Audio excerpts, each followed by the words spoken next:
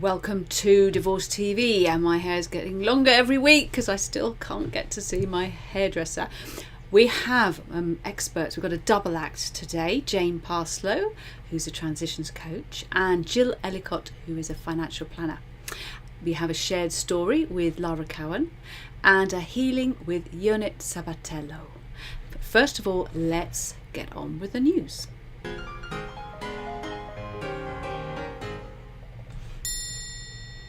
First story is from the Mirror. I'm divorcing my wife over her OnlyFans account. I can't stand the shame. A man has said he's filing for divorce from his wife after she started an OnlyFans account, and it's really dividing opinion. The husband explained that his wife has always been very active on social media and gained thousands of followers on Instagram through her posts.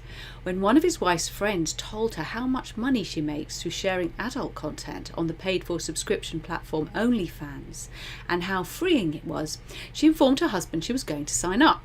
He said she had always been a free spirit and revealed her plan to quit her job once she built up a profitable fan base. But he says the decision has not only angered him but upset their 11-year-old daughter, whose friends teased her about it when her mum put a poll on Instagram asking if her followers would like to see her join OnlyFans.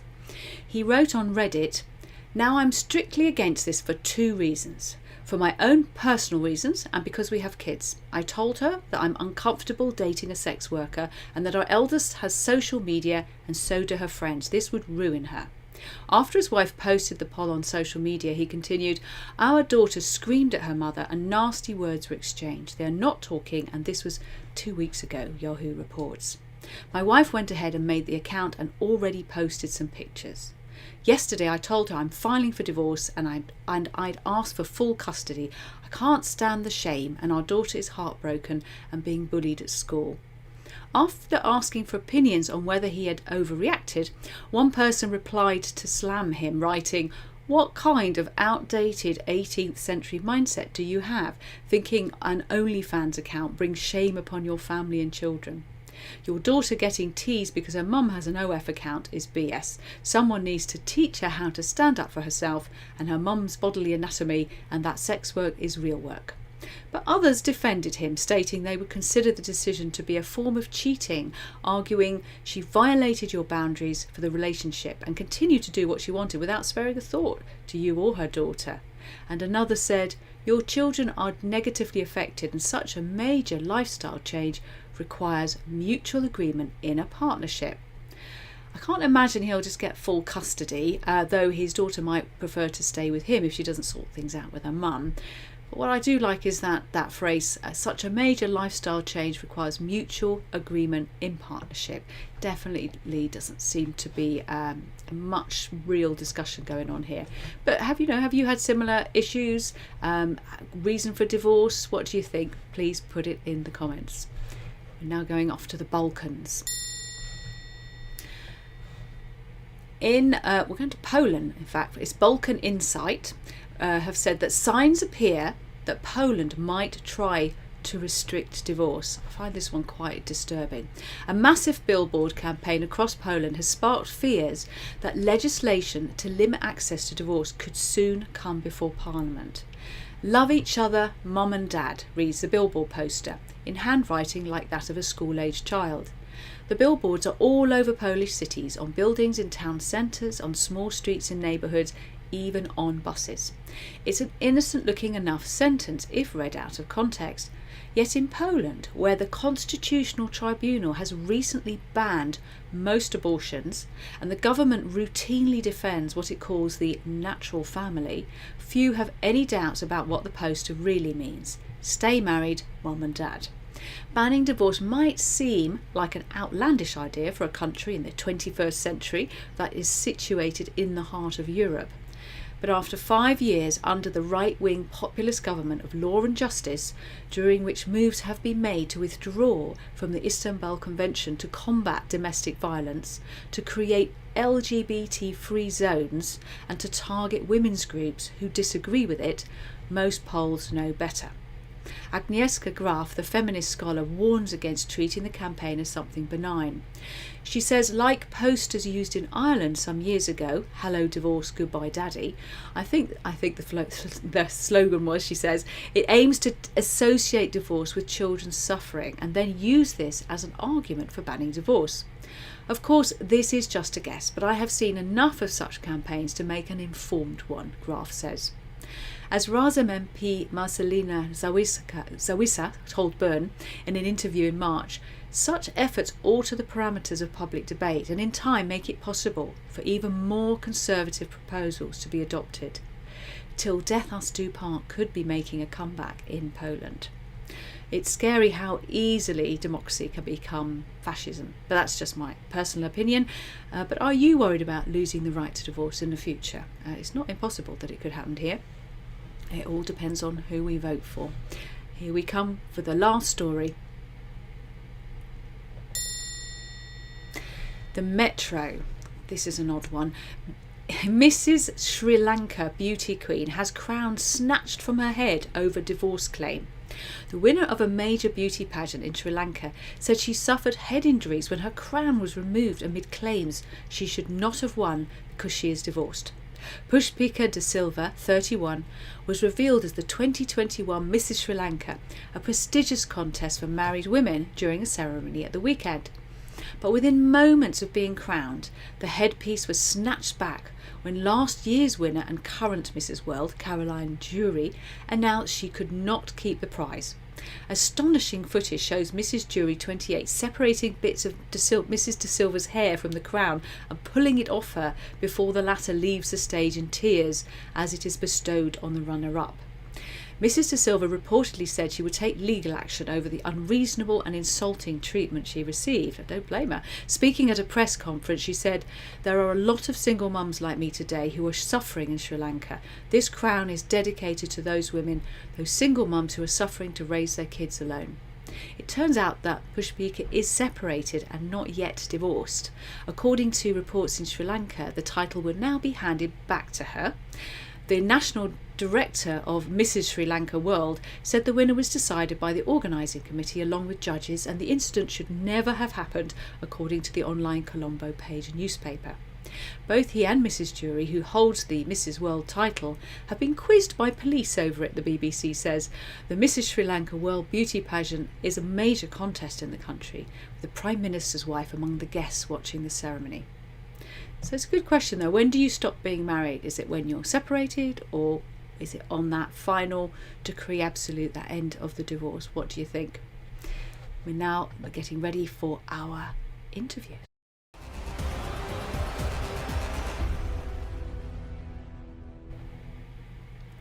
And welcome to Jane and Jill. How are you doing? Good, thank you. Lovely to be here. You're coming through, a little bit slow, but you're coming through. And Jane, probably good to start with just saying what, in the world of divorce, what kind of things you do, Jane, as a transitions coach, and then if Jill could just sum up how you help people, and then let's talk about how you work together as a double act and why it's so useful, in fact, to work with both a coach and a financial planner pretty much at the same time. Jane, perhaps you start. What is a transitions coach? Well, I focus on helping people who are facing big life changes, and divorce or separation certainly are big changes. And it's a process we have to go through. It's helped enormously by having some sense of clarity on the outcome, some purpose, direction, and somebody to help you and support you along the way, which is what I would do as a coach. Brilliant. And Jill, how do you help people when they're divorcing? I think the main things when people are divorcing, they need some clarity. So clarity, what will happen kind of on divorce and in the future as well, in retirement, which has previously been largely ignored. I think the PAG guide, the Pensions on Divorce guide, is certainly helping to get better outcomes. But most people want answers to 3 questions. So, what about the children? Where am I going to live? And, how do I survive financially? And that's what I help people to answer. And perhaps tell us a little bit, Jane, about how, if someone's working with you, how that makes it easier for them to work with Jill. Well, I think, as we've both just said, it's a lot of it is focusing on the future and the outcome that you want. Jill will be focusing obviously on the financial outcomes, but there's a lot of other stuff around that, around how people really want to live, how they can live with their values and their goals in life. And it's surprising how many people lose sight of that, sometimes in the marriage and certainly through the process of divorce. So all of that runs alongside the financial aspect, I think. Because I know when I ask people how, where are you in 5 years' time? What do you want? And they glaze over completely. They haven't got any idea because they're stuck in parenting and divorce, and looking forward into the future is just not something they've had a chance to do. But it's absolutely critical, isn't it, Jill? Because you need to know that in able to help them, don't you? Absolutely. And most people don't look further forward than, say, about 3 years. So when we're planning, for a 30, 40, 50 year, retirement, it's huge. And the numbers get a lot bigger as well over time. So it's helping people with that clarity, so that they know they can afford, to live the best life possible, with, the settlement that, they can negotiate. And do you find that, because I always believe that it's a fantastic opportunity in a way, although divorce is never fun and never easy. But if you're working with a financial planner, it's an opportunity to not just think about how do I split the finances, but it is, as you say, looking ahead. And sometimes it is an opportunity to go, well, actually, where do I want to end up? How do I want to retire? So it's not an odd thing to be thinking about retirement when you're coming to work out your split of your settlement, because you might change the way you want to split it. Am I right? Yeah, absolutely. And also looking at all the allowances and reliefs that you can use, to maximise the joint pot before we split it, can help massively as well. And Jane, when you are working with people, particularly in divorce, it's not like someone who's just about to lose their job and they want to transition into a new career. People going through divorce often have an awful lot going on. How do you find that it's quite different working with people in those tricky situations? How does that affect the way you work with them? Yes, I think the first thing I find usually is that people are totally overwhelmed, especially if their partner is the one who's instigated the divorce. So it's just a question really it's a question of helping people get all of that out, and having some sort of plan with it. So who are all the people they've got to call? Who are all the people they need to send documents to, and so on. And my background is in planning, so I find it helps people a lot to then be able to work out, well, actually, all this stuff going around in my head, there are just 2 phone calls I need to make this week, and next week a document. So first of all, it's dealing with the overwhelm. And then obviously there are an awful lot of other emotions that are coming out during the whole process, and various techniques I can use to help people reframe those and become more positive in their approach to it. Because as you said, this is a change. It can have a positive outcome if we view it that way and if we make sure we're headed that way. And Jill, thanks Jane. What would you say are the kind of key mistakes people often make from a financial perspective when they're trying to work out or not work out their split, perhaps trying to just hand it over to a lawyer and say you work it out? Why is that not always the best way to begin the process? Yeah, I've been talking to a potential client recently, actually, who's spent kind of £10,000 in legal fees so far, with no sign of a resolution. We've now got to the stage where he's representing himself in court. But I did have a look at the finances. I looked at the whole picture, and I could see a way forward.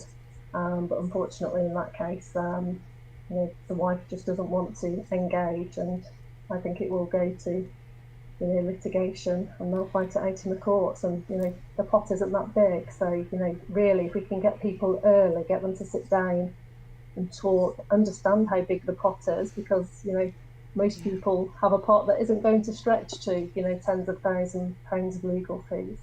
And, in their situation as well, they've got a buy-to-let property, which, if we can get that transferred, before the decree absolute, there's about a £20,000 capital gains tax that they can avoid as well. I think aside from that, people with big pension pots, lifetime allowance, most people, if you're earning really well and you can invest in a pension, decent earners are going to be round about, the million, if not more. Unfortunately, divorcing and splitting it, does help. Particularly if that person can then rebuild it. But often it's the case where the wife gets the house, the husband gets the pension, and it's not necessarily the best outcome. So I think understanding that and helping to educate, particularly women, who often want to stay in the family home, they've got an attachment to it, but it's understanding what that means to you. You can't eat bricks at the end of the day, and you need to know, what it all means. And being able to look forwards and do you kind of look in a crystal ball. That's what we say about financial planners. You're able to see into the future, and people do get stuck in the now a bit. They just want it all over and done with, don't they? So I think it's so vital what you do when you get them to look forwards and to give them some proper choices. But it's interesting what you said about for those who do have to end up self-representing because they just don't want to spend any more money going round in circles. Am I not right in thinking that if they've worked out a sensible way to split, there's no reason why they couldn't suggest that gives them something tangible and properly and well backed up to give to the judge, doesn't it? Yes, I think it's for the child proceedings that he was self-representing for, with the view that they'd sort that first. But, sometimes it goes hand in hand. If you've not got a suitable place to take a child to, you need that in order to be able to negotiate the child proceedings. He's a young man in his 30s, a couple of very young children, but living in accommodation with 4 other people, just a house share. So quite a sad situation, really. Yeah. I mean, I spoke to someone not long ago who'd gone to court and they'd had worked with a financial planner and they've got this really good way to split it. But unfortunately for them, their solicitor and the barrister failed to show it to the judge, which was really frustrating.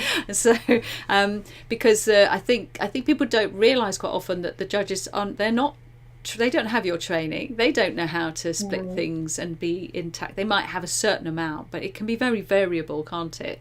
So I always like to think that as long as it's given to the judge, that must be helpful for them. That's worst case scenario. But as you said, if you can get into mediation beforehand and cut a deal, it's always going to be better.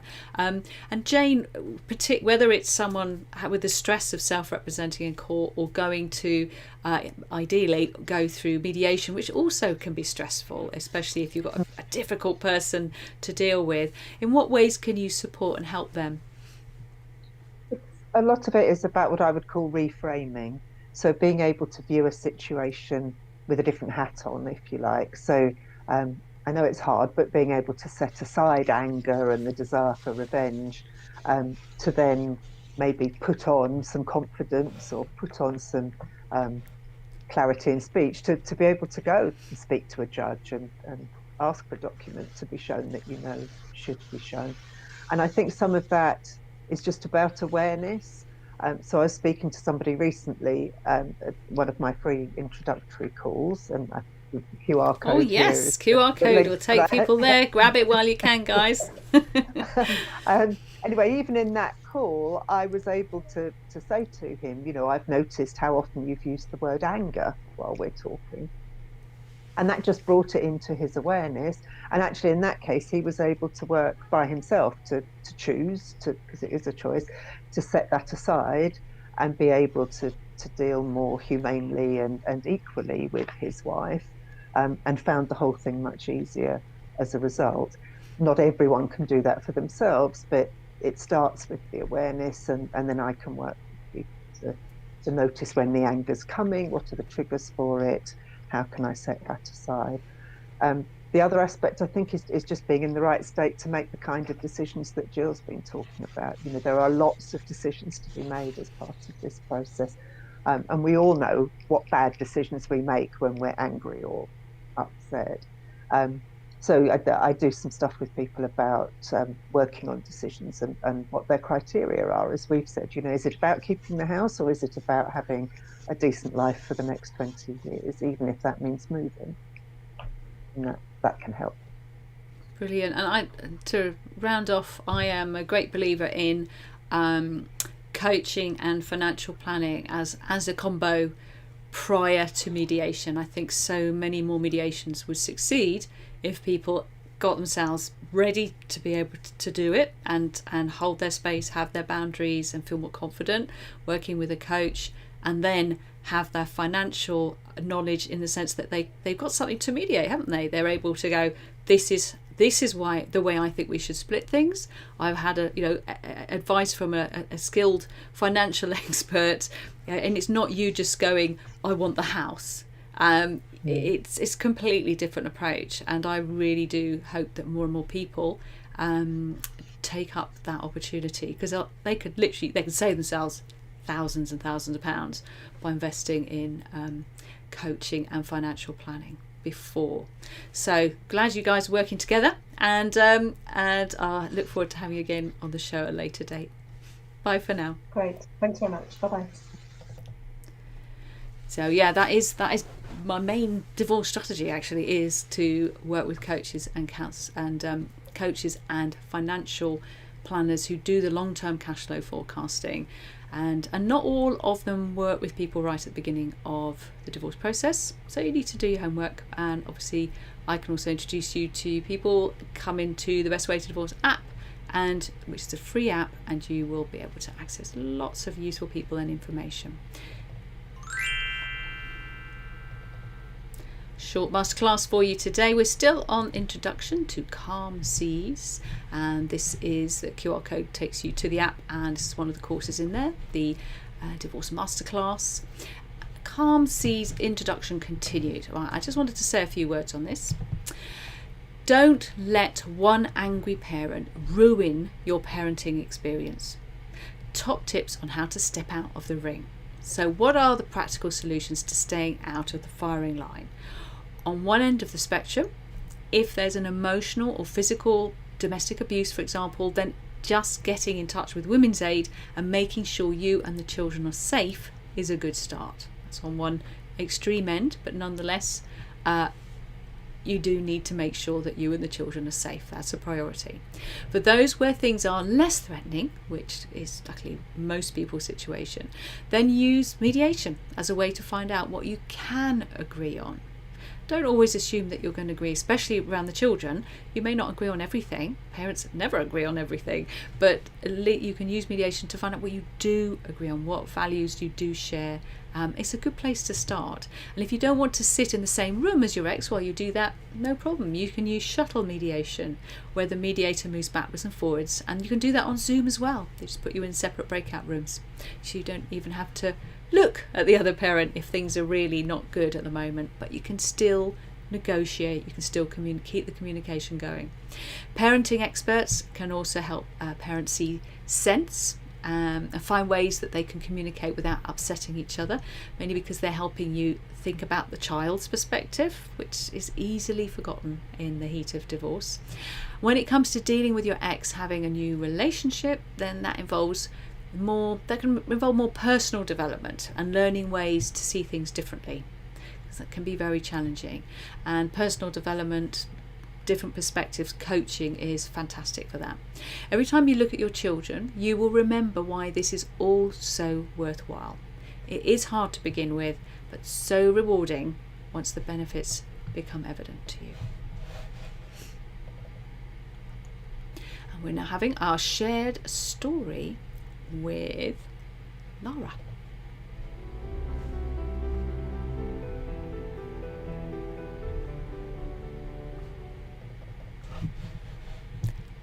And welcome, Lara.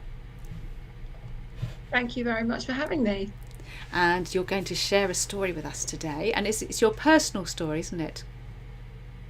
It is. It's about really the things that I hadn't expected after my divorce. So when my separation took place when my kids were young, and I had expected that there would be a financial settlement that allowed me to stay at home with the children, and that there would be ongoing maintenance that allowed me to spend time with the children at home. And that didn't happen. And suddenly I found that I needed to provide for the children. And for me, it felt important that I went to work. So the children had that as a good role model from me. They saw that if you want things in life, you don't necessarily sit back, you have to go out and get that. And also, I needed to provide for the children financially. That meant, however, I was working 3 jobs. I had an au pair. I really wasn't spending a lot of time with the children, and I was financially providing for them. But that's really about all I was bringing at that time. And it was harder than I thought it was going to be. And what And were it the made me jobs? think, What were the jobs? well, I was working for a financial institute, I was working for a solicitor, and I was working for an estate agent. So I had 3 different jobs, different times of the day.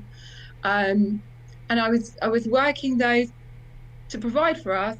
But the point of it was in the providing, I was losing out on having the time with the children.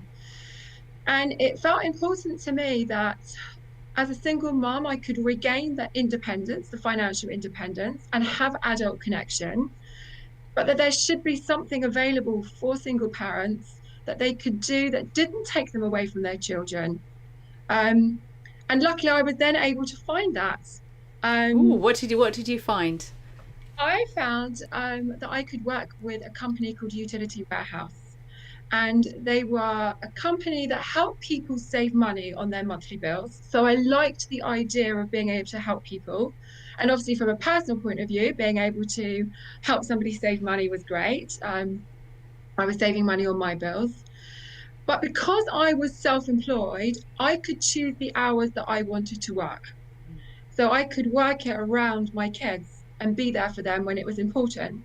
And if I needed to have days off, I didn't have to seek permission. It was my role. I could do that. And it also gave me 2 pots of money. It still does. It brings me upfront income, which allows me to pay my bills, but it gives me what's called residual income. And that residual income, I'm guaranteed no matter what I work right now, because it's paying me for the work that I've done. And I liked it for 2 reasons. I liked it because when I need to have time out to be with the children, I know that I'm still earning money. And also, the residual income is a willable income. So it's something that I can leave the children later on. So it feels like the work that I've been doing all through the years, which has been very much hand to mouth, now there's something to show for it. And what's been interesting is that I work with a team mostly of single parents, and I'm being able to help them spend more time with their family and earn an income working from home, and it's a good feeling. Now, I've been a customer of Utility Warehouse in the past. I love all these ways. You're right. It's just about that ability to be able to decide when you're going to be with your children, when you're not. If they're ill, you don't have to panic. Nobody's going to kick you out of your job because you have to, or you have to pick them up early from school. It's just so stressful trying to be in the established workplace. I mean, how you did it with 3 jobs, I do not know. How what I'd like to know there, how long did it take to do that transition? Because when you start a new thing, it doesn't, you don't suddenly open a sort of pot of gold. You have to, it takes time and effort and focus. How long did it take you before you could start cutting down on some of those jobs and really feel the benefits? So for 6 months, I was still working at the finance role, and I was doing UW of evenings and weekends. And my kids are older now, so it was a little bit easier to do that. But it took a good 6 months before I was able to walk away from the finance role and just do Utility Warehouse full time. And Oh, you frozen even a bit now, there. they still need you. They're still your children. You still have to have that time there for them. You absolutely do. But six months isn't long, though. 6 months isn't long, but they must be. It must be brilliant. They must love the fact. They must love the fact that you changed course so that you could spend more time with them, and also, as you say, have that residual, have that not have to. We all want to have a residual income. It's like a dream come true. So it's amazing. 6 months. That's all it took. And with your children, how did they express that? Did they? I mean, they don't often say thank you, do they? But well, do you know what was interesting? So my daughter is training to be a police officer, but she saw the benefit of a second income stream herself. And so she has started working with a network marketing company. And that made me really proud, because as well as having her full-time job, she had her own business. And she wouldn't have had that if she hadn't have seen me go out and bring in my own and start my own business. So that's been quite empowering. And I've enjoyed seeing her venture into running her own business and understanding that she can have a business that also gives her a residual income. And how can what advice do you give to women maybe who are still married or who are or divorced? It doesn't matter whether they're married or divorced, because they often are in the same position as you were, and actually as I was too, with no real financial security whatsoever. Totally reliant on the father. Totally reliant. Yes. And I think it's really important that any partner, whether any husband or wife, I think it's really important that they are financially independent. There is a real sense of achievement in earning your own money, and because I thought my maintenance was going to be guaranteed. I didn't think for 1 minute I would have to worry about money, and you never know when that rug is going to be pulled out from under your feet. So already having something that you're doing that's bringing in an income, it's then not so scary if something untoward happens. I also think, for me, it gave me back my confidence. Running my own business, making my decisions, I'd lost confidence over the years. I'd become that mother and housewife, and I'd forgotten what it was like to go out into the world. And so running my own business, being responsible for bringing my own income, gave me confidence in myself again. It built me up, and it gave me an identity that wasn't just a single mum bringing up my children. I was a person. I had a business. I was networking with ladies, and I felt important again. And it really brought my self-worth up. So I think from that point of view as well, it's really important for women to find something that they can do that benefits them in so many ways, not just financially, but it can help heal them. It really can. I think that's one of the things I really like about these type of businesses, is they get you talking, interconnecting with other people. Where most of the time you might be, we've just got the kids, and it's hard to have any kind of social life, especially if you haven't got anyone to babysit in the evenings. You forget how to have adult conversation, and then that gives that back to you. And finally, do you mind me asking, why didn't you get the maintenance that you were expecting? Are you able to share with us? You don't have to. My ex-husband had not been great with his finances over the years, and he'd run into a bit of debt and things were difficult. I didn't have a particularly easy or amicable divorce, so that's why I feel quite passionate about what you're doing, because I think that if you can come to an amicable agreement with your ex, both in terms of finances and the children, it just makes the whole process easier. And that's why I think what you do is so important. It's being able to still have that relationship with your ex for the benefit of your children and for the benefit of you, for both of you. It's priceless. So I think that's why it's so great what you do. Thank you. And I love your story. And I know you've got some other brilliant stories that I'd love you to come and share in the future. Thank you. See you again soon, Lara. Bye-bye for now. Take care. So we have our tiles now.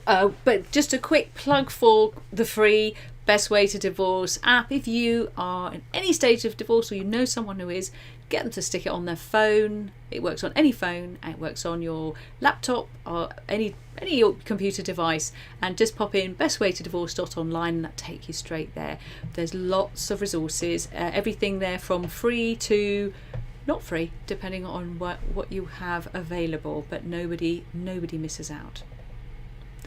And mention for the divorce financial workshop, this is the one in June. The April one happening next week, that's already full, but this one still has some spaces. It's about over half full now, and it's a great workshop for boot camping you for dispute resolution and to help you know how to save thousands of pounds that you probably don't really need to spend on legal fees. And we have the support of lawyers and financial experts and coaching and well-being. We've got a great team there, including Jane, who you saw earlier.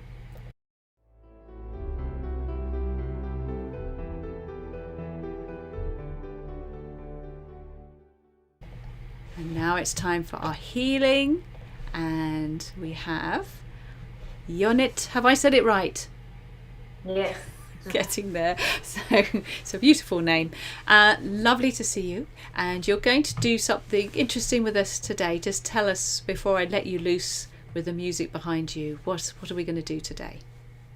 So what we're going to do today is reflect a little bit about how, when we're coming to situations in relationships, we're actually not on our own there.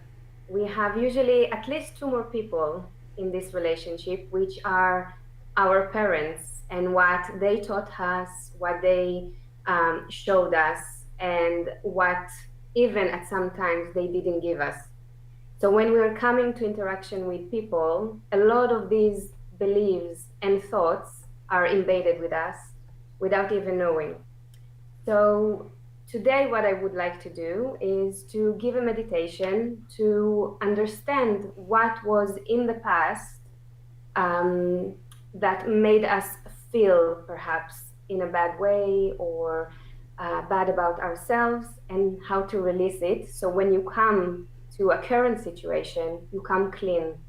You come with open-minded, open heart to the current situation. Sounds lovely. I'm looking forward to it. I shall let you loose now. Thank you. So hello everyone, welcome to the meditation. Please close your eyes for me. Put yourself in comfortable position and let me guide you through this meditation, how to pass past your past and step into your future in a better way. So take a deep breath for me and imagine this ball of light, ball of energy, of love and compassion radiate above you. From your scalp, your shoulders, your hands, to your throat, your chest, your abdomen, your thighs, your knee, your calf, your feet. Imagine this ball of light envelops you with love and compassion. You take a deep breath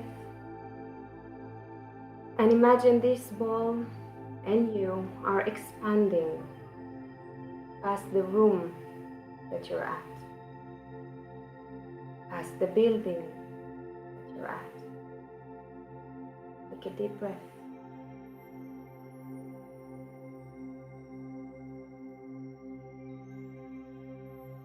Imagine that you're expanding past your country, past the universe. You're looking on earth with love and compassion. It's glowing with this light. Now imagine yourself going up, up, up, past our galaxy, through bright lights, darker lights, bright lights, into a beautiful, beautiful purple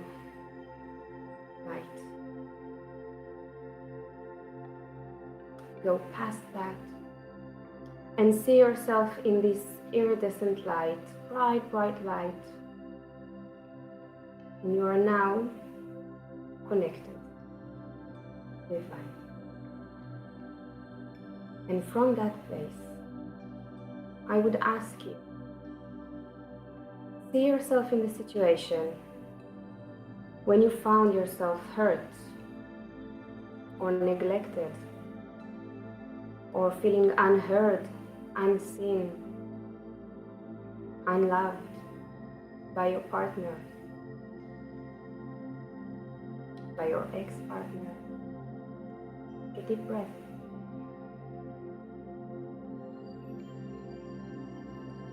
See yourself in that situation. Feel the feelings. Let yourself feel whatever comes, whatever might hurt you.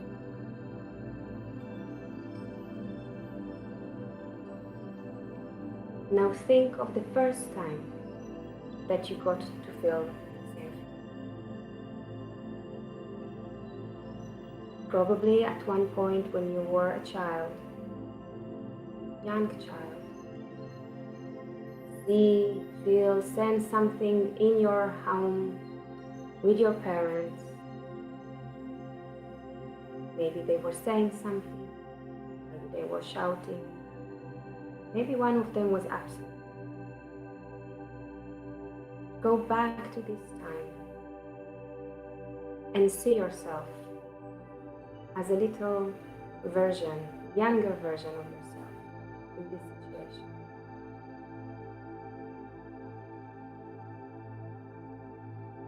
Take a deep breath. There. Relax. You are safe.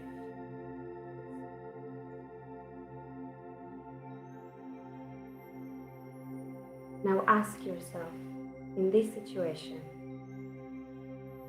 what was it that I needed to learn?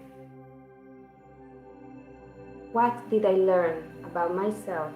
Which skill did I have to get and receive or to build in order to overcome that situation? What were the words that you had to say to yourself in order to move on, in order to survive that situation?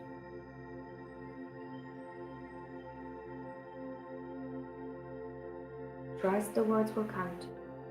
Trust the answer will come to you. You will receive it clearly.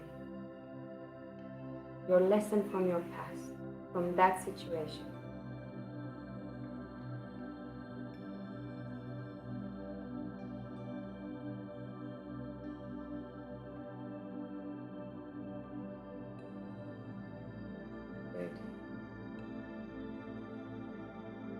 So for those who are watching now on live, and for those who will watch it later, the recording, all the affirmations that I'm about to say, all you need to do if you wish to receive them is to accept them and say yes, loud.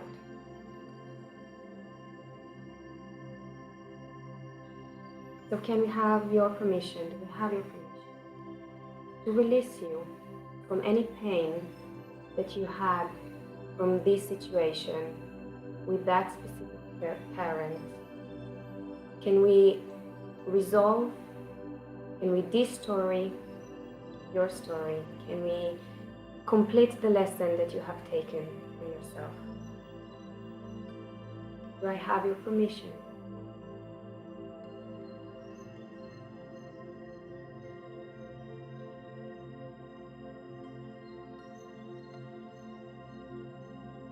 And can we download you with feelings of how it feels like to be appreciated, how it feels like to be accepted for who you are, that you are worthy to have love in your life, that you were born with the right to feel love, feel loved. to be heard, to be seen, to have compassion in your life. And we download you these feelings. So from now on, the experience that you will have will be from a different perspective, one that doesn't carry with it the trauma of the past, and one that will let you understand what is it in this current situation that you wish to solve, without any fighting, without arguments, without bringing other people that are not related to this situation. Just release every anger, any pain.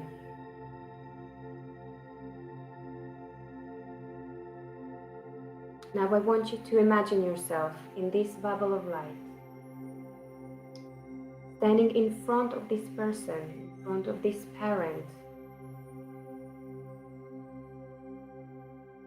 that started with you this whole lesson, that tried to teach you this lesson. Stand in front of them and say to them, I forgive you, and I ask that you forgive me. Take a deep breath and feel any rejection, all rejection, resentments, regrets towards this person or towards this situation go up and disappear.